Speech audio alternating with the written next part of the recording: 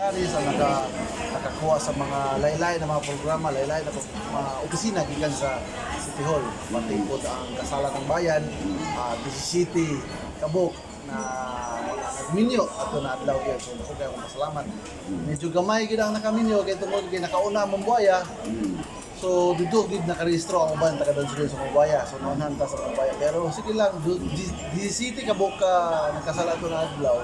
Ako kaya mo kalipay gid ato na dayon. Istorya sa mga taga Dansuli yon pod na atong mga plano dito. Actually dagang kita plano pero ato gid hinihinayon lang gid og pag-implement kay sa taran kapalumagod bago ra kita nakatutugya ako mismo first time na gikuanin sa politika. So ako gid unahon gid basics sa tagitanan. Ang pag-implementar, ang paglimpyo mismo sa ato ang palibot sa barangay hall. Okay, sa una, hugaw bisa kay hugaw gyud. Nagkaroon ato ang paglimpyo unya ato mga healthcare centers, ato ang DHW, ato ang DNS ng mga opisina, ng hangyo po mayor o pundo project po para ma-rehab na ito na sa trans. So sa ato kamaayo sa ato mayor, huwagin pagduduwagin, iya dito na aprobahan. So ulat na lang din sa budget para ma-repair o ma-rehab din nato tanan mga building o mga opisina dito sa Dansuli.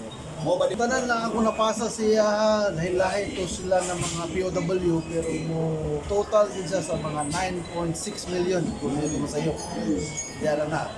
Upat na nakabuka building, pati ang senior citizen na building, humanag ito para napon sila lugar para maka-meeting ang senior nato. How about sa NCIP? Ang NCIP, ako nabalaan gid bago ra pud kaayo na turnover gyapon sa tribal, ang ilang bagong na tribal hall. So, hindi ko masayot notong January ba to o February, basta early this year, nahuman na gid nila ang ilang tribal hall para sa mga higaonon dito sa Dansuli. Nangungutan ako dito paglingkod, yun sila na last year nahuman na dito mamagi sa paglingkod. I'm happy to say na naagit ako